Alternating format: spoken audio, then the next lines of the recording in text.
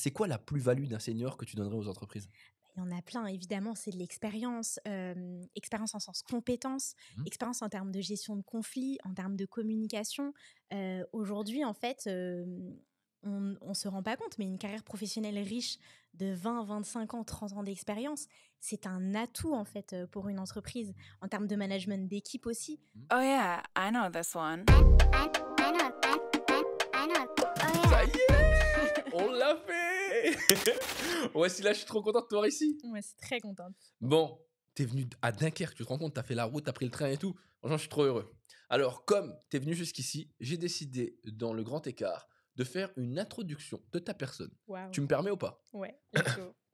Si c'est pas bien, tu peux y aller après. Lent, pas flexible, fatigué, résistant au changement, ouais, pas à l'aise avec le numérique, moins investi.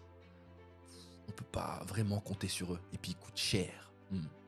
Voici un propos que vous avez déjà entendu ou tenu vers un pan de la population, les seniors. Jadis source de savoir, d'expérience, de respect, d'inspiration, ils tombent depuis peu dans la société en disgrâce, tant au plan sociétal que professionnel. Alors que leur nombre ne va cesser dans les 20 prochaines années et qu'ils représenteront un point important de la population, ils sont les mal-aimés de la société et des entreprises. Est-ce que, comme le disait Philippe Guéluc, être vieux, c'est juste être jeune depuis plus longtemps que les autres? Alors voici là qui est devant moi me dirait « Mais non, ils sont infatigables !» avec le sourire. Alors avec elle, nous allons aborder ce qu'on appelle un senior. Des préjugés sur les vieux, ouais. Des perceptions erronées, des opportunités. On va parler d'agisme, de jeunisme, de recrutement, d'employabilité, de la nouvelle place à donner des seniors dans nos vies personnelles et professionnelles. Mais pour ça, plutôt que de parler, laissons la place à Wassila.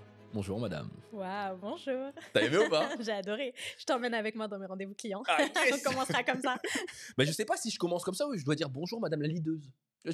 On m'a dit il y a un prix qui a été gagné il y a peu de temps avec les échos positives de Jacques Attali où tu fais partie des 35 leaders positifs qui ont moins de 35 ans. À partir de là, je te parle plus. C'est ça? C'est ça, ouais, c'est vrai. C'est très cool. Fier ou pas? Très fière, ouais. Je suis hyper contente. C'est une reconnaissance pour mon boulot.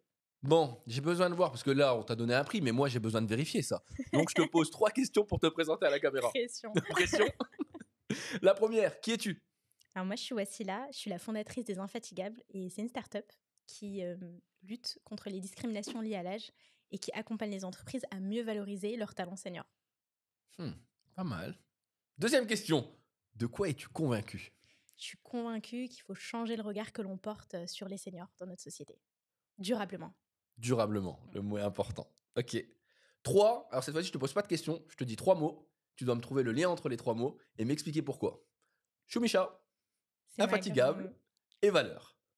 Choumicha, c'est ma grand-mère. Moi Ta tête, elle change directement quand on en parle, c'est trop beau. Ouais, forcément. C'est un peu elle qui est à l'origine de la création des Infatigables. En fait, elle a été touchée par une épreuve un peu compliquée et elle m'a poussée, malgré elle, à m'intéresser au sujet des seniors par le prisme d'abord de l'isolement. Et ensuite, en recentrant un petit peu l'entreprise, j'ai créé les Infatigables avec le but que j'ai exposé juste avant. Donc, elle est clairement au cœur de mon engagement. Donc, big up à elle. Big up à elle. Et si je te dis valeur, le dernier, qu'est-ce que tu me mettrais? Des valeurs de tolérance, évidemment, parce que j'ai parlé de changer le regard sur les seniors, que l'on peut porter sur les seniors. Finalement, comment est-ce que on peut les voir différemment de ce qui est vu aujourd'hui, c'est-à-dire de manière plutôt péjorative. Directement, c'est ça? C'est ça. Jacques Salomé disait « Vieillir, ce n'est pas ajouter des années à la vie, mais de la vie aux années ». Alors, je trouvais ça beau, mais moi, il y a une vraie question qui m'est arrivée dans ma tête, qui est toute bête, parce que je m'inquiète un peu, tu sais, je sais que je vieillis. Et donc, je me dis, c'est quoi un senior et ça commence quand? Et selon la définition française de base, un senior, c'est une personne qui a atteint 60 ans. Mais en entreprise, par exemple, on peut définir un collaborateur senior dès 45 ans. Pourquoi tu me regardes comme ça? J'ai pas encore 45 ans, d'accord? Mais ok, 45 ans. Ouais. Et en fait, senior en soi, c'est pas un gros mot, mais c'est vrai que dans la société aujourd'hui, c'est plutôt un mot péjoratif et les gens n'aiment pas qu'on les appelle seniors. Ouais, c'est dur, hein. Ouais. Senior et vieux, pour moi, ça va ensemble. Alors que c'est pas forcément le cas. Mais en fait, on associe souvent senior à des préjugés, à des biais liés à l'âge et c'est plutôt un terme qu'on considère comme péjoratif. D'ailleurs, c'est pour ça que j'ai appelé ma boîte Les Infatigables, parce que j'ai interrogé les seniors et ils m'ont dit c'est bon, on en a marre qu'on nous appelle seniors. Donc Les Infatigables, au moins ça nous valorise. C'est là où moi, ça m'amène aussi à te poser une question parce que moi, quand j'entends vieux, quand tu me dis 45 ans, déjà, je tiens à te dire qu'on va pas finir ce podcast ensemble. Hein, je donnerai pas mon âge, mais on est dessus, d'accord. Mais moi, il y a des termes que j'entends dans la vie et je sais déjà en fait que être vieux aujourd'hui, ça fait pas rêver, tu vois. Crème anti-âge, culte de la jeunesse. Je sens vraiment que ça va pas. Est-ce que la société, elle est pas anti-vieux? Un peu, hein, en vrai. Moi, je le dirais en tout cas. Et c'est un truc très français par ailleurs. En fait, on voit finalement les vieux plus du tout comme des personnes qui représentent l'expérience et avec de la bienveillance. En général, on veut souvent les invisibiliser Hmm. aujourd'hui dans notre société. On le voit par exemple dans les films. Je sais pas si tu as déjà vu, j'avais fait une vidéo là-dessus. Les derniers Spider-Man, Ouais. les tout premiers, sa tante, elle avait l'air d'avoir 70-75 ans. Et là, les tout derniers, si vous allez regarder Spider-Man, sa tante, elle a l'air d'en avoir 35. Ouais. Comme si finalement, on pouvait plus avoir des actrices plus âgées à la caméra, et c'est d'ailleurs un vrai sujet, hein, d'invisibiliser des personnes qui prennent de l'âge.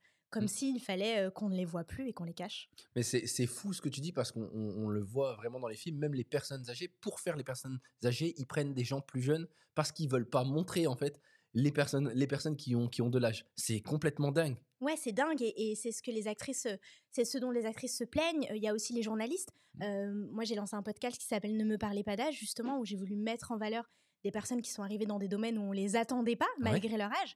Et j'ai beaucoup interviewé de journalistes qui étaient très vite poussées vers la sortie, et notamment des femmes, quand elles arrivaient à un âge autour de 50 ans.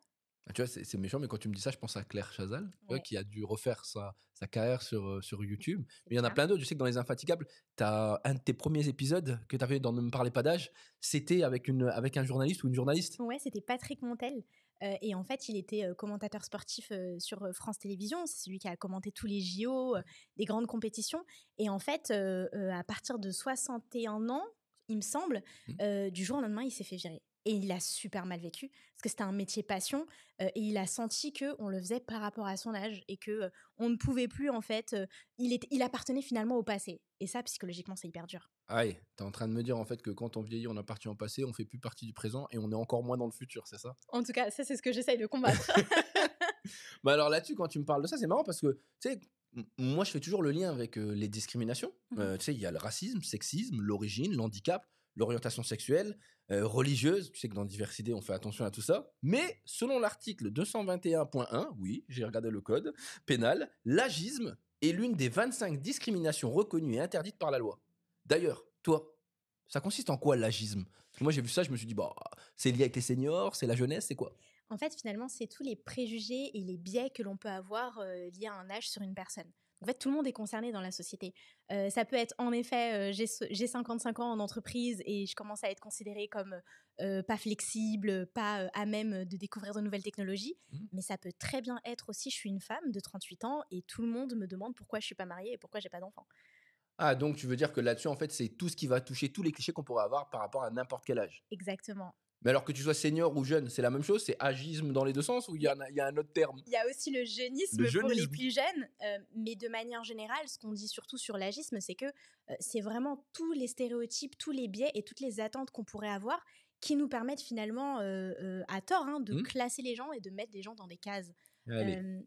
Et dans le cadre des entreprises, c'est un peu le combat des infatigables, c'est un angle mort encore. L'âge est un peu tabou, Hmm. et selon une étude, là, il y a déjà un collaborateur sur deux de plus de 50 ans qui s'est déjà senti discriminé en raison de son âge en entreprise. Donc la plupart en fait des personnes qui sont en entreprise se sont déjà sentis mis à l'écart ou alors ont vu un plafond de verre ou ont vu leur carrière freiner parce qu'ils avançaient dans l'âge. Alors attends, t'es en train de me dire qu'en fait, une discrimination, c'est un préjugé qu'on va avoir. Un préjugé est une forme de cliché. Si je reprends cette citation de Georges Benanos qui disait que un cliché, c'est une vérité qui s'est fatiguée à force de servir. Là-dessus, en fait, tout à l'heure, tu m'as dit lent, on a parlé, hein, c'est lent, pas flexible. Tu m'as parlé du numérique, de l'approche du numérique. Tu m'as parlé de moins investi.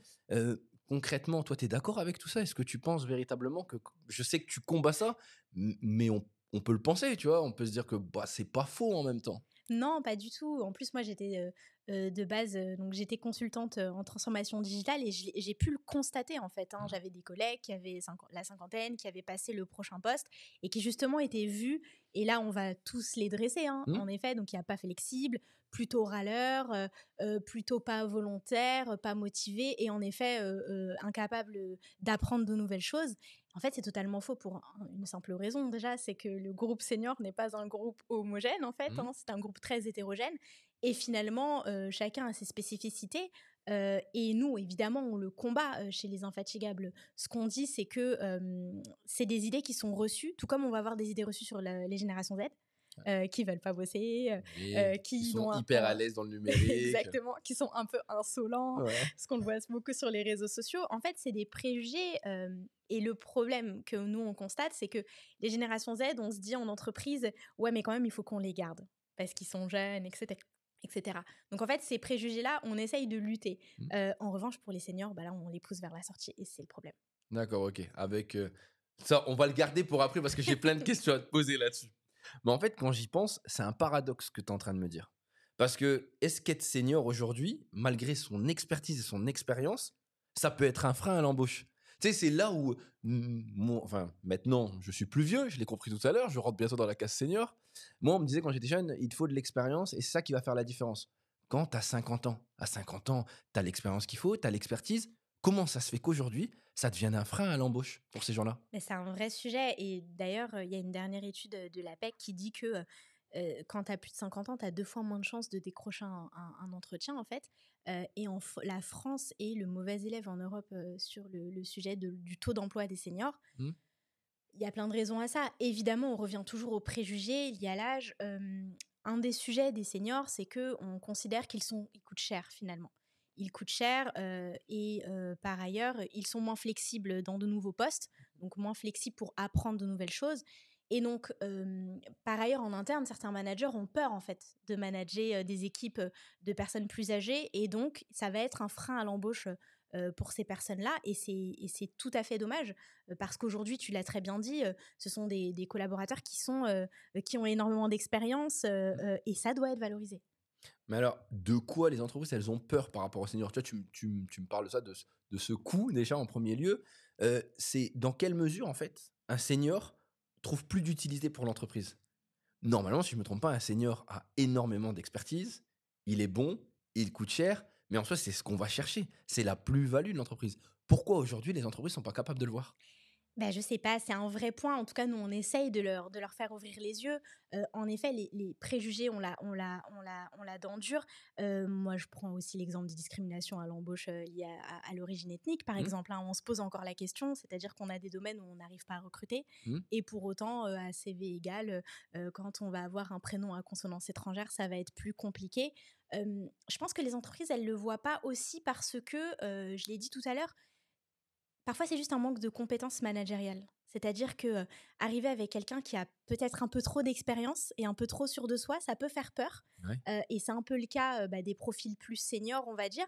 Et j'ose expliquer, parce qu'il n'y a pas que les préjugés liés à l'âge, ça peut être aussi là-dessus. Et c'est pour ça que nous, on essaye évidemment d'accompagner et de former les managers pour leur dire c'est juste un atout en plus. Et d'ailleurs, les entreprises, il faut qu'elles se réveillent parce que les actifs, dans 15 ans, un actif sur 3 aura plus de 50 ans. Donc en fait, de toute façon, il va falloir les recruter. D'une manière ou d'une autre, en fait. Absolument. Mais alors, maintenant, je vais changer de prisme. Tu sais, on parle depuis tout à l'heure des entreprises, mais concrètement, tu sais que un peu comme, encore une fois, on parle des plus jeunes, on parle des discriminations qu'il peut y avoir. Les vraies blessures sont pour les personnes qui les vivent. Et donc, dans ces cas-là, c'est quoi les conséquences pour les seniors qui vivent ça, qui à 50 ans se sentent un peu jetés à la poubelle ou plus vus comme une véritable ressource? C'est hyper dur niveau santé mentale, en fait. Le problème de ces... Moi, je reçois beaucoup de témoignages, justement, au travers des Infatigables, de personnes qui me disent je me sens complètement mis à l'écart. Il faut savoir que ces générations-là aussi, elles ont un rapport au travail un peu différent. Souvent, moi, les témoignages que je reçois, c'est des témoignages de personnes, ça fait 20-25 ans, en fait, qui sont dans leur entreprise, qui sont en mode pilotage automatique, ils ne se sont pas posé de questions et tout à coup, ils sont poussés vers la sortie. Donc, en fait, ils perdent complètement, pour eux, leur utilité à la société. Donc, il y a une certaine mise à l'écart et après, il peut y avoir un syndrome du glissement qui est que en fait, tout à coup, on n'a plus d'objectifs, on se sent complètement à l'écart et exclu de la société. Et en fait, derrière, c'est la descente finalement. Ça ressemble à à une dépression mélangée avec un burn-out où en gros, tu plus du tout en fait en lien avec l'entreprise et tu es presque isolé complètement, c'est ça? Exactement. Et certains le ressentent vraiment comme une trahison, par Ouais. ailleurs, parce que évidemment, leur rapport au travail est tellement fort qu'ils ne se sont pas forcément posé de questions. Et tout à coup, quand ils sont poussés vers la sortie, quand ils arrivent sur le marché du travail, ils ne se rendent pas tout de suite compte, en fait, que ça va être compliqué. Et en effet, dans ce que je reçois comme témoignage, certains ne décrochent même pas d'entretien après 12, 24 mois. Et on est à des âges où bah, les crédits immobiliers sont pas finis, il y a peut-être Mmh. les écoles des enfants à payer. Donc en fait, il y a un vrai sujet de précarité aussi. Et donc c'est un problème pour ces personnes-là qui finalement ressentent énormément de déprime. Mais c'est fou en fait de se dire que tu parlais tout à l'heure des générations. En fait, Mhm. on ne doit pas rentrer les gens dans des cases, Ouais. mais on est quand même d'accord. Aujourd'hui, on l'a vu, tu vois. Salomé Saké en parlait avec Sois jeune et tais-toi. On le voit aujourd'hui, l'intergénérationnel va être un vrai problème. On a des choses qui sont importantes pour nous. Je pense à la génération X, tu vois, où pour eux, la valeur travail était importante. Et aujourd'hui, tu vois, ils se sentent trahis. Moi, là où je voudrais revenir, c'est essayons d'être positifs. Tout à l'heure, tu m'as dit qu'un salarié sur trois aura 50 ans en 2050. Donc aujourd'hui, si toi, tu deviens l'avocate en fait de toutes ces personnes, c'est quoi la plus-value d'un senior que tu donnerais aux entreprises? Il y en a plein, évidemment, c'est de l'expérience, expérience en sens compétences, Mmh. expérience en termes de gestion de conflits, en termes de communication. Aujourd'hui, en fait, on se rend pas compte, mais une carrière professionnelle riche de 20, 25 ans, 30 ans d'expérience, c'est un atout, en fait, pour une entreprise. En termes de management d'équipe aussi, Mmh. et c'est ce que je dis finalement, hein, aux clients, hein, des Infatigables, c'est, aujourd'hui, vous vous coupez de personnes, qui sont finalement très forte. Et on le voit dans les équipes, hein. Il y a des chiffres qui montrent que les équipes intergénérationnelles sont 30% plus productives, que finalement c'est une vraie clé de performance économique. Et ça, c'est ce que j'aimerais dire si j'étais l'avocate. Enfin, je le suis un petit peu en fait en ce moment. À mes yeux, tu l'es et puis tu as été reconnu là-dessus, hein. Alors je veux pas faire ta pub parce que tout à l'heure tu as été, très, très humble dans la manière de te présenter, mais je sais pas pourquoi il y a un journal, Les Échos, avec une autre, société positive, tenue par quelqu'un d'un peu connu, Jacques Attali, qui t'a mis dans les 35 leaders positifs de moins de 35 ans. C'est bien ça ou je me trompe? Ouais, c'est C'est ça. ça? C'est cool. Fier de ce prix ou pas? Bien sûr, hyper fière parce que c'est la reconnaissance aussi d'un travail au quotidien et puis ça met la lumière en fait sur mes sujets. Mmh. Moi, au quotidien, j'essaye d'évoquer ce sujet d'emploi des seniors et quand je rencontre les gens, ils en parlent, hein. Mmh. C'est-à-dire que souvent, quand je fais des événements ou des conférences, on vient me voir en me disant mais en fait, moi, ma mère, c'est exactement ça. Elle peut pas partir de son job là alors elle déteste Mmh. parce qu'elle sait qu'elle va pas retrouver, etc. Donc évidemment, c'est une reconnaissance et une fierté et puis on va essayer de tout faire pour que ça continue. Mais c'est fou, en fait, quand tu me donnes ça encore, tu me parles de cet épanouissement. C'est-à-dire qu'en fait, quand tu as 50 ans aujourd'hui, tu peux plus te dire que tu vas changer d'emploi. Tu peux plus te faire plaisir dans ce que tu vas faire. Tu dois juste subir ce que tu fais en essayant de rester dans les rangs pour ne pas perdre ce que tu as. Ouais, et ça, c'est hyper compliqué parce que, en fait, les carrières, elles s'allongent. Ça, on en a beaucoup parlé pendant les débats sur la réforme des retraites, finalement. J'ai l'impression que tous les 2 ans, on va nous redire qu'il faut bosser 2 ans. Mmh. Et c'est un peu ça qui cristallise aussi les crispations. C'est que les gens se rendent compte que c'est trop dur et qu'en fait, 2 ans de plus, c'est potentiellement en fait intenable pour Ouais. eux. Et en fait, on continue. Et donc, comment est-ce qu'on fait pour maintenir l'engagement? Et là, je parle d'un point de vue entreprise, Ouais. comment on fait pour maintenir l'engagement, comment on fait pour maintenir la motivation. Moi, il y a 2 jours, je suis passée à la radio et en off, le journaliste m'a parlé de son ami Ouais. en me disant, bah écoutez, c'est super ce que vous faites parce que moi j'ai un pote qui est dans une grande entreprise et en fait il a 45 ans et il s'est dit c'est maintenant qu'il faut que je bouge pour faire un move d'un nouveau poste Ouais. parce que après je pourrais plus. On va le faire. En fait, c'est terrible. C'est hyper intéressant ce que tu dis parce que c'est une vraie problématique. En fait, je pense que ce que tu dis en même temps est une prise de conscience pour de nombreux cadres qui aujourd'hui sont entre 40 et 50 ans, dans les gens qui nous écoutent, où véritablement ils sont en train de se dire ouais, bon, c'est mon dernier move, Mhm. où je vais là pour être tranquille après. Ou est-ce que je change pas complètement et si je change, qu'est-ce que je peux faire d'autre pour essayer quand même d'avoir de la valeur? Absolument. Alors attention, j'ai décidé de me faire l'avocat du diable. Je suis désolé, mais ça va te parler, ça va te dire quelque chose. Je sais, t'as moins de 35 ans. Mais si on combine les deux, femme plus senior, double peine? Ouais, double peine. Double peine, en fait, et je vais même aller plus loin, femme, senior, porteur d'un handicap ou origine ethnique Ethnique. ou en fait, et d'ailleurs, il y a des associations qui aident, sur ces sujets-là Hmm. parce qu'on se rend compte que les femmes ont encore moins de chances d'aller décrocher, un job, et décrocher un poste, et c'est un vrai sujet. Tout à l'heure, on a parlé des journalistes qui étaient invisibilisés. Il y a un média qui est sorti récemment là, qui a été, créé par, Maïtena Mirabel Mhm. sur ce sujet-là qui s'appelle Mesdames. Parce que justement, ce qu'on constate, c'est que les femmes, encore plus que les hommes, c'est la double peine, Hmm. sont invisibilisées dans les médias et vont avoir beaucoup plus de mal à décrocher des opportunités, en sachant qu'elles sont déjà moins bien payées que les hommes et qu'il y a un certain plafond de verre. Quoi? C'est pas vrai. Donc en effet, c'est un vrai sujet. Et moi, je pense notamment sur aussi l'origine ethnique, à un témoignage que j'ai reçu Hmm. par rapport à ça. Donc c'était une personne qui avait un prénom à consonance africaine Oui. et qui était un top profil, mais qui ne retrouvait pas de job. Et en fait, qui m'a dit déjà que j'ai eu du mal en fait à avancer dans ma carrière parce qu'avec mon nom à consonance étrangère, c'était compliqué. Mhm. Là, maintenant que je couple ça à l'âge, C'est terminé. c'est carrément impossible. Et lui a été juste visé par une restructuration qui a fait que voilà, il a perdu son job. Donc oui, femme, de toute façon cumulée, c'est compliqué. Mais c'est pour ça qu'on travaille avec les Infatigables, évidemment, pour renverser ces tendances. Très bien. Encore une question. J'ai encore quelques questions hein, pour toi, je te préviens tout de suite. Avec plaisir. D'ailleurs, si vous regardez l'émission actuellement et que vous aimez ce que vous voyez, vous pouvez nous poser des questions en commentaire. On te retrouve où, Wassila? Quand même, on va faire la pub entre les deux. On te retrouve où si on veut te contacter? LinkedIn, on te retrouve où? LinkedIn, Wassila Louisa Djellal, lesinfatigables.fr, Ouais. notre site internet, lesinfatigables.fr, notre page Insta, Et le podcast. et le podcast Ne me parlez pas d'âge sur toutes les plateformes. Très bien. C'était le moment promotion. C'est important aussi. Alors, je dresse un tableau noir depuis tout à l'heure, hein, quand on y pense. Je sais que toi, tu travailles avec les Infatigables, avec de nombreuses entreprises, des collectivités, des structures. Je pense que le mot te va bien aussi par rapport à ce que tu portes. Mais quelles sont les actions aujourd'hui qui t'ont marqué et qui montrent quand même que les mentalités progressent? Bah, déjà, nous, on a quand même des entreprises qui nous contactent en nous disant, bon, on a lancé des baromètres internes, Mmh. et il y a quand même un sujet, on se rend compte que les gens ne sont pas hyper contents quand on avance vers l'âge.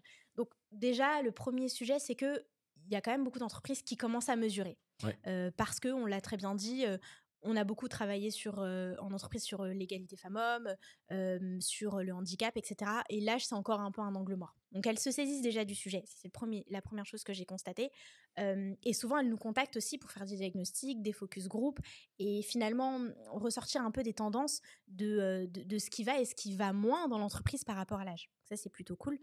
Et après, en effet, ce dont on se rend compte, c'est que finalement, les entreprises qui nous contactent, quand on les accompagne, elles ont une réelle volonté de proposer en fait des solutions pour permettre à ce que les collaborateurs voient leur carrière, dynamisent leur fin de carrière. Et Mmh. quand je dis fin de carrière, c'est pas à 2-3 ans. Finalement, c'est fin de carrière au sens dernier tiers de carrière. Ok. Donc moi, ce que je constate surtout côté entreprise, c'est que elle commence à se dire, ok, à 50 ans, en fait, on dépasse la mi-carrière et en fait, il nous reste bien 12, 14 ans, etc. Donc, comment est-ce qu'on fait pour créer des programmes et comment vous pouvez nous accompagner pour créer des programmes qui valorisent les collaborateurs et qui finalement leur permettent d'avoir une suite de carrière hyper épanouie où ils sont toujours contents, en fait, de venir au boulot. Donc ça, c'est un peu nos initiatives. Et dans ce qu'on a, évidemment, on a des ateliers de sensibilisation aux préjugés liés à l'âge, Mmh. également des parcours de formation et de valorisation. Et également, on va nous demander de former parce qu'on se rend compte aussi en entreprise que les RH, les managers manquent d'outillage là-dessus pour faire face à ces enjeux démographiques et à cet allongement des carrières. Tu vas aller créer en fait des référents autour des seniors, référents agisme pour éviter en fait et changer les comportements. Ouais. Mais en fait, tu interviens sur 3 axes. Il y a une de sensibilisation, un de formation et ensuite après d'accompagnement pour que l'entreprise elle-même puisse prendre conscience et changer en fait sa manière de faire et être au mieux pour la suite, c'est ça? Exactement, parce qu'il y a aussi un gros sujet qu'on oublie un petit peu, c'est qu'il y a un sujet de volume en fait. C'est-à-dire Mmh. que la population française vieillit. Donc, tu as des entreprises aujourd'hui françaises qui ont la moitié de leur population qui a plus de 50 ans. En soi, c'est pas un problème. C'est OK. OK, c'est bon, C'est- on est bien avec ça? C'est OK, mais ça veut quand même dire que l'accompagnement des carrières, il est obligé d'évoluer. On va pas avoir les mêmes attentes si on bosse des années beaucoup d'années, des années de plus en fait. C'est-à-dire que on passe de retraite à 60 ans à retraite à 65 et peut-être à 67. Donc comme il faut faire évoluer l'outillage et que parfois on a des boîtes qui nous disent bah non en fait on a 30 000 personnes qui ont plus de 50 ans, comment est-ce qu'on fait pour se former en interne? Ok, très bien. Bon, en tout cas, la promesse est belle. La promesse est belle. Alors maintenant, on va aller sur un autre pan, mais qui est lié en fait avec les seniors. Tu sais que moi, en fait, je trouve qu'on a un lien quand même dans ce qu'on fait. C'est que quand j'ai créé le podcast, mon but était de faire le grand écart entre les générations. Toi, tu t'intéresses à une génération. Moi, je veux comprendre par mon métier, en fait, comment ça se fait qu'aujourd'hui, on ait autant de problèmes entre les générations. Et donc, ça m'amène à te demander pourquoi l'intergénérationnel aujourd'hui est si important dans notre société, aussi bien pour les seniors que pour les plus jeunes. Finalement, c'est juste un enjeu de vivre ensemble, en réalité. Merci, au revoir, à bientôt. J'avais 4 heures et j'ai répondu en 3 mots. Non, mais réellement, c'est un enjeu de vivre ensemble. Finalement, le point, c'est de dire que, quelles que soient les différences que l'on peut avoir, les différences d'âge, c'est que ensemble qu'on peut, finalement, on peut tous s'apporter. Et c'est un peu le lien.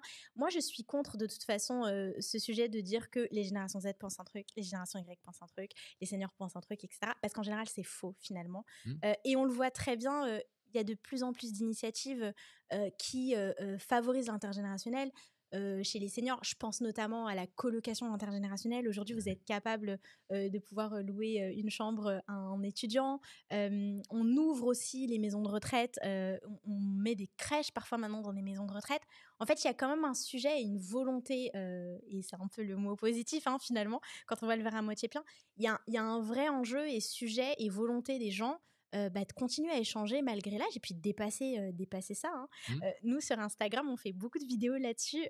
Par exemple, quand finalement le meilleur collègue que tu as, c'est le collègue senior qui a 2 fois ton âge, mais en un clin d'œil, vous comprenez. On fait beaucoup de contenu comme ça et ça plaît parce que finalement, ça parle aux gens. Donc finalement, en intergénérationnel, c'est pas un mythe, c'est juste une demande et une volonté pour moi des gens.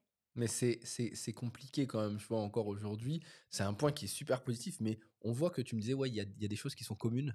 Tu sais, qu'on parle d'écoute, de considération. Je pense que n'importe quelle génération a la même chose. La valorisation et puis surtout le transfert. Moi, c'était ça qui m'intéressait, transfert de compétences. Aujourd'hui, je pense, tu le vois, tu l'as vu dans ton activité de consulting.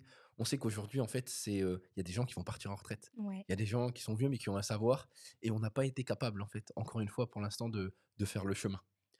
Là-dessus, ça m'amène à mon avant-dernière question. Ok. Est-ce que tu passes un bon moment? Parce que c'est ça quand même. Franchement, top, c'est passé hyper vite. Ça passe vite ou pas?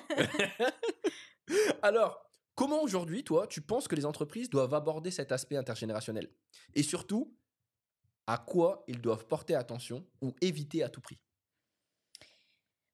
Alors déjà, ce qui est certain, c'est qu'il faut qu'ils écoutent finalement leurs collaborateurs. Parce que les entreprises, elles aiment bien lancer des choses sans écouter les premiers concernés. On a une super idée. Exactement. Par exemple, moi, quand j'ai créé Les Infatigables, le premier truc parce que en effet, je suis pas senior, en tout cas pas encore, j'espère l'être. Ça arrive. Ça arrive. Je suis allée demander en fait aux premiers concernés, typiquement, comment est-ce qu'on s'adresse à vous? Est-ce que le mot senior, ça vous plaît ou pas? D'où le mot Les Infatigables, etc. Donc, il y a un vrai sujet d'abord d'écoute en entreprise de toutes les générations. Qu'est-ce qu'on attend en termes de dynamique intergénérationnelle? Ok. Ça, c'est le premier point. Et après, j'ai oublié le reste de La ta deuxième question, c'est normal. Elle était beaucoup trop longue. La deuxième, là, tu m'as donné la chose que les entreprises doivent faire. Mais surtout, selon toi, à quoi elles doivent faire attention ou qu'est-ce qu'elles doivent éviter à tout prix? Finalement, c'est de cloisonner et de mettre dans des cases dans le cadre des programmes intergénérationnels. C'est de dire, et ça c'est un peu le piège, c'est de dire les seniors, ils sont forcément que dans la transmission. Ouais. Alors que voilà, les seniors aiment transmettre, mais en fait, encore une fois, certains, peut-être pas d'autres. Et inversement, les jeunes ne sont que dans le fait de recevoir et en fait, les cantonner dans des cases. Ça, c'est évidemment ce qu'il ne faut absolument pas faire. Et d'ailleurs, par rapport à ça, c'est souvent ce qu'on nous dit. Quand les entreprises qui sont un peu plus avancées, elles nous disent bon, ça y est, ça fait quand même quelques années qu'on fait du tutorat, qu'on fait du mentorat. La transmission, bon, on sent là que les gens ont un peu marre. Pour pas justement les cantonner au même rôle. Et c'est que comme ça qu'on aura une dynamique intergénérationnelle qui sera pertinente finalement. En fait, en soi, que tu aies 20 ans, 40 ans, 50 ans ou 60 ans, ton but, c'est d'évoluer et de pouvoir t'enrichir en fait dans ce que tu fais, c'est ça? Exactement. Et je vais citer un joueur de foot très célèbre, enfin non, un peu célèbre, Allons-y. qui dit, enfin Mbappé qui dit moi tu me parles pas Pas d'âge. d'âge. Ce qui veut dire que finalement, tu as 55 ans, si tu as envie de faire un autre poste qui a rien à voir avec, mais parce que tu sens que tu vas te sentir plus aligné, Ouais. why not? Et si finalement, à 25 ans, bah, en fait, voilà, tu as envie de transmettre parce que tu sens que Ouais. tu as des choses à apporter, bah, c'est OK aussi, tu vois. Non, d'accord. Donc en soi, pas de limite, tout est possible. Exactement. C'est ça? Exactement. Ma dernière question pour toi, alors c'est une question un peu plus personnelle, parce que depuis tout à l'heure, j'ai vu que tu m'as tout expliqué, tu m'as prouvé, tu m'as donné des études, tu m'as donné des exemples. Là aussi, là, je dis, c'est bon, j'ai tout réussi. Tu sais que j'aime bien t'embêter un petit peu, parce qu'on va pas se mentir, on se connaît quand même avant. Et donc là-dessus, j'ai envie de te poser la question qui, à mes yeux, est la plus importante. OK. Là, je ressens un peu de pression. Tu sens pas? Pourquoi tu es convaincu de la cause que tu portes? C'est une très bonne question. Bah, déjà parce qu'elle est juste. Moi, ça vient de mon éducation, en fait. On a parlé tout à l'heure d'isolement, d'exclure. C'est pas le modèle de société auquel j'ai envie de faire partie, finalement.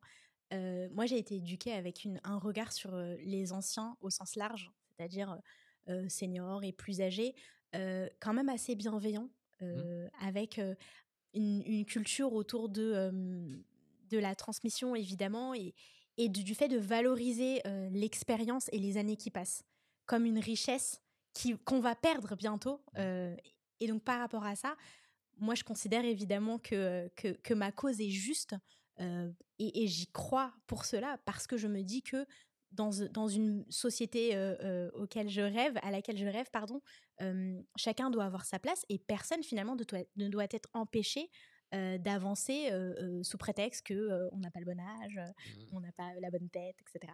Très bien.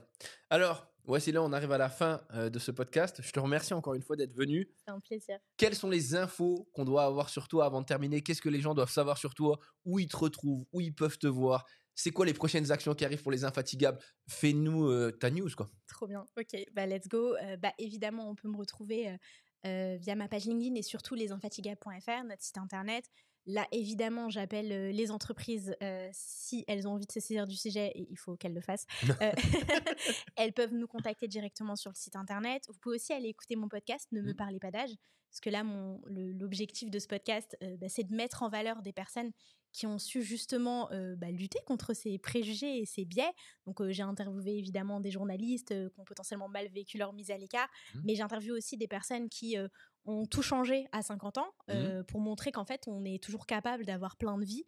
Et enfin, vous pouvez aussi nous suivre sur les réseaux sociaux, lesinfatigables.fr sur Instagram. Elle l'a fait avec le smile, elle a tout donné. Merci énormément. J'espère que ce podcast vous a plu. Voici là. À très très vite. J'espère que la prochaine fois que je te vois, tu auras mon âge, d'accord? Et que tu seras devenu une star. C'est tout ce que j'ai envie de dire. Merci à toi. Merci C'était le grand beaucoup. écart. À bientôt. Ciao, ciao. Oh, yeah, I know this one. I know